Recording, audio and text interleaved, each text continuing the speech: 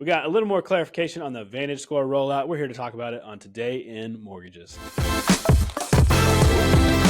Hey, what's up, Dreammakers? Welcome back to the show. We're talking about what's real, what's hype, and what you should actually be paying attention to out there in the world of mortgage and real estate news. It's Today in Mortgage. Rich, it's always good to get clarity, right? It is indeed. We're going to talk about that VantageScore 4.0 rollout that we talked about on our Tuesday episode, and we got a little bit more clarity. So, Rich, tell me a little bit about what we learned about this rollout. Well, FHFA Director Bill Pulte put out another tweet and gave a link to an FAQ, which is important because everyone is wondering and had a billion questions on how this is going to be rolled out. When is it going to be rolled out? What are our offerings going to be? Can we use FICO, the classic FICO, along with the new VantageScore or even the new FICO advanced model FICO 10T?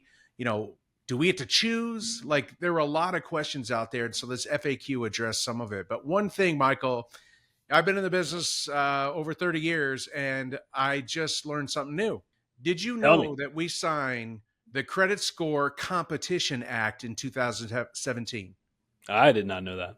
I didn't either, but I learned that President Trump signed it back then, and it's taken that long to get to where we are today, and we still don't have an offering. There are options.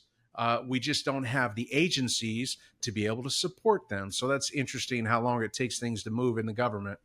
Yeah, well, things are moving now. That's good news. And so to answer some of those questions, Rich, can people choose which score to use on loans?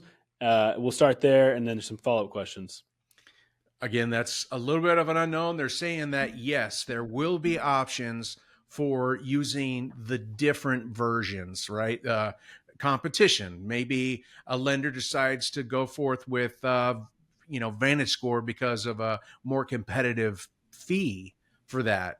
Some lenders may choose to use VantageScore. I don't know what the pricing is going to be like, but assuming this Credit Score Competition Act is in play, we should see more pricing advantages to using that. But it may be that a lender chooses it because it opens more opportunity for the borrowers. Every lender wants an opportunity to lend to every borrower. So if you have a credit score model that's taking different factors that we discussed in our last episode, like rental pay history, cell phone pay history, utilities and such, if those are going to increase credit scores and lenders will have the ability to lend to more people, that's what people are going to use. That's what lenders will use. We want to service our communities and lend to as many people as we can.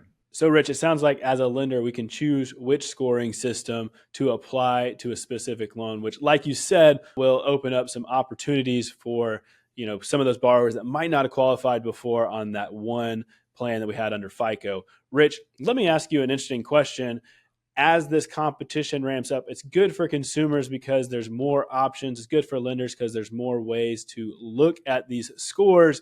But is there a possibility that as one of these makes it easier for borrowers, the other will kind of loosen their standards a little bit that allow some not so savory loans to get made? Is that a concern at all? No, Michael, it's really just taking what we have used for so many years, the classic FICO report, and making it better, more like real time, more detailed. We talked about it's going to be measuring trended data that's coming into credit reports. It's not that it's making them better, it's making them more real time. What's happening today?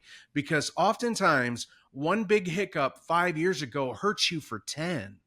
And that's not right. You can have a life setback, 2 years ago, but for the past 24 months, you've been incredible. Things have really turned the corner, but yet you're still paying the price for it for so many years. This new model, both of these new models, even including the FICO 10T model, it's all using recent, more common data coming in from different inputs. And that's what makes it, you're being judged on how you're performing, not just in the past, but today and where you're trending going forward. So that's a real picture. That's good news, Rich. I remember when I first got married, we switched over our finances and my wife came on to my bank account and somehow her credit card got unchecked for the auto pay and she missed a couple payments and it just wrecked her credit for the next 3 years. It was terrible. And so hopefully, like you said, some of this real-time data will be better for borrowers that have that kind of issue. Rich, any other things that we should be paying attention to here in this update from Bill Pulte? If anything we pull from this FAQ, it's stay tuned because there's a lot of stuff like we talked about before. There's a lot of technical things that need to happen, programming with all these different models and how they work, not just in the agency's systems, Fannie Freddie, but also with lenders and investors and servicers, and how this score and how this data is moved around and transferred, underwritten, what guidelines apply to them. There's still a lot of stay tuned items to come. Well, Rich, this is new. It sounds like you learned something new today, and we are always pushing people here at the network to learn and grow. And that is what we're all about here, helping you be your best you as a loan officer. And so if you're interested in learning more about the network and how we can provide all the tools, the tech, the marketing, and the back office that you need to succeed, click that grow link below, reach out to Rich. He'll personally walk you through the company. Is that right, Rich? All day long.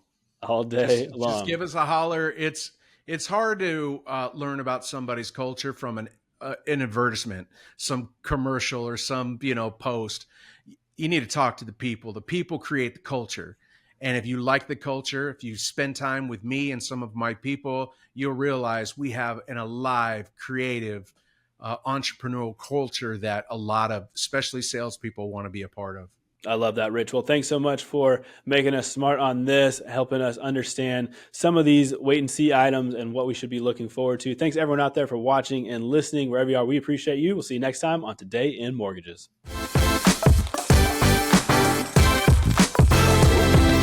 Today in Mortgages is produced by Network Funding LP, which is an equal housing lender, NMLS 2297. The content of this program is meant to be a commentary on mortgage and real estate news, and any discussion of rates and or products should not be taken as an individual mortgage or home buying advice or pricing estimates. And any commentary on this show should not be considered a promise to make a loan.